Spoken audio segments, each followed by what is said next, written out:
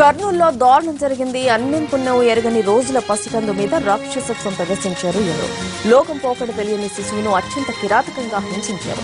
పసికందు కాళ్లు చేతులు మెలి తిప్పి వీర్చారు. అనంతరం కర్నూలు ఆసుపత్రి ఆవరణలో పడేసి వెళ్లిపోయారు. బాధతో వెలవెల్లాడుతున్న శిశువును గుర్తించిన ఆసుపత్రి సిబ్బంది వెంటనే వైద్యం అందించారు. ప్రస్తుతం ఎన్ఐసీయూలో చికిత్స పొందుతోంది చిన్నారి. ఆరోగ్య పరిస్థితి విషమంగానే ఉన్నట్టు చెబుతున్నారు.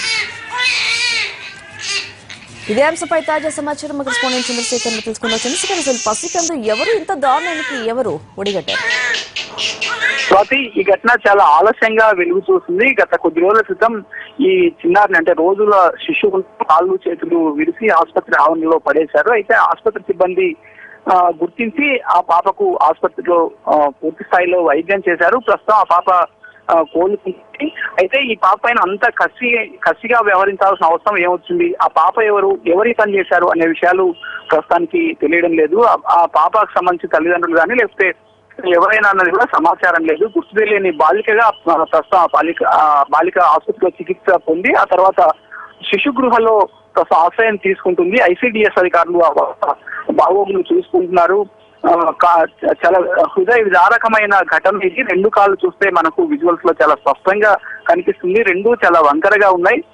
మొదట్లో ఆ పాప చేతులు కూడా పైకెత్తేది కాదు అని శిశు గృహ సిబ్బంది చెబుతున్నారు. ప్రస్తుతం ఆ పాప చేతులు పైకెత్తగలుగుతుంది, కాళ్ళు చేతులు ఆడిస్తుంది, చాలా ఏడుస్తూనే కనిపిస్తుంది.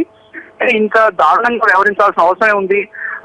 కొంతమంది చెబుతున్న దాని ప్రకారం అయితే ఇది గ్రహణం వచ్చింది కాబట్టి ఆ పాపను వదిలేసి వెళ్తున్నారని చెబుతున్నారు. అయితే అది అబద్ధమని తెలుస్తా ఆ పాపను పూర్తి కాళ్ళు చేతులు విరిచేసి అక్కడ ఆసుపత్రి ఆవరణలో పడేసి వెళ్లారు. ఎవరు ఈ విధంగా చేశారనేది తెలియడం లేదు. అయితే దీనిపైన దర్యాప్తు జరగాల్సిన అవసరం ఉంది.